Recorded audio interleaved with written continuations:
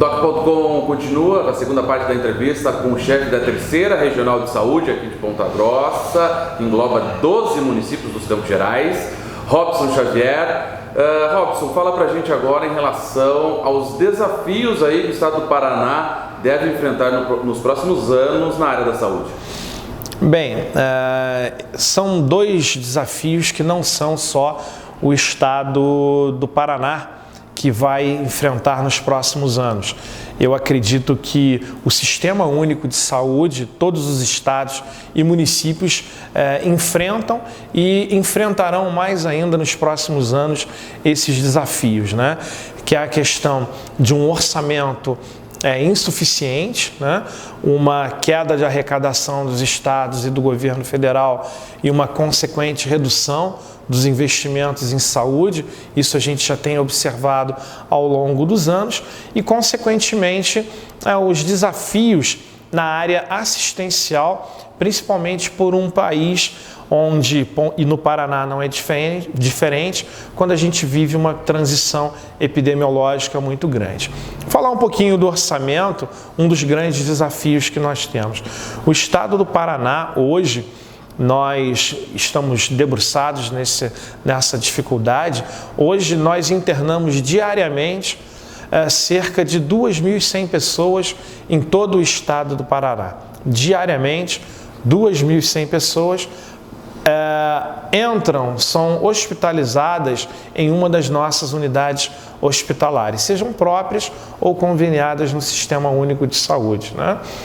E isso, obviamente, tem um alto custo, uma alta necessidade de investimento, e o estado do Paraná, ele investe cerca de R$1 milhão por dia, cerca de R$30 milhões por mês, com recursos próprios. Então, em boa medida, essas internações que acontecem todos os dias e que deveriam ser financiadas, custeadas com recursos federais, elas são custeadas, financiadas com recursos do Estado. E isso, consequentemente, temos que tirar orçamento de alguma outra ação e destinarmos para essa ação específica. Hoje, o Estado do Paraná, ele investe cerca de R$210 milhões, ele tem um custo de cerca de 210, 215 milhões de reais em judicialização. Ou seja, usuários do Sistema Único de Saúde que têm direito ao acesso, mas muitos dos medicamentos e tratamentos que não estão preconizados no Sistema Único de Saúde, o Estado, por força judicial, é obrigado a atender a essas pessoas. E isso a gente tem observado que tem sido uma crescente. O Estado do Paraná, ele tem conseguido investir aquilo que é um dos preceitos constitucionais e das normativas do SUS no que diz respeito aos percentuais de investimentos em saúde. Investe um pouco mais de 12%, que é aquilo que é preconizado. Os municípios, nós temos hoje municípios que investem cerca de 30% do seu orçamento. Então, essa é uma dificuldade que estados e municípios têm que enfrentar. E uma necessidade também de nós qualificarmos a atenção primária, né? Cerca de 85% dos problemas de saúde de uma população podem e devem ser atendidos, resolvidos na atenção primária, né?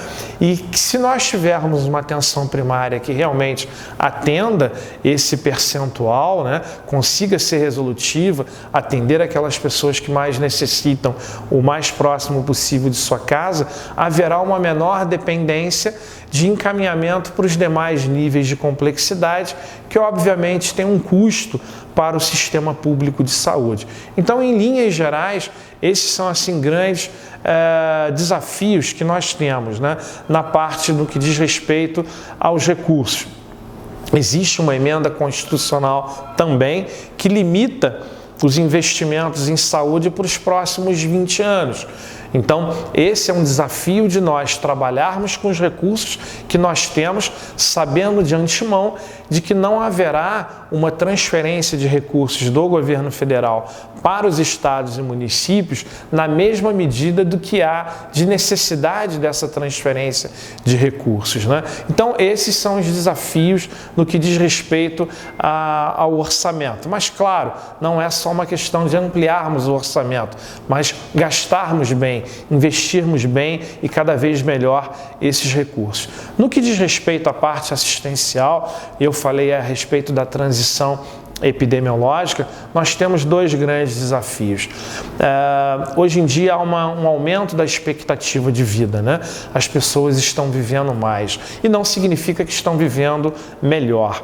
E isso, obviamente, impõe aos serviços de saúde uma reorganização para que possa atender essa população, que, consequentemente, traz uma carga de doenças, e a gente observa principalmente um crescimento da hipertensão e das diabetes, né? Nesse público e também nas pessoas mais jovens, e que isso poderia ser facilmente tratado, em especial as doenças crônicas diagnosticadas, preveníveis, tratadas na atenção primária, né? E nós temos que organizar o sistema para responder a essa demanda, né?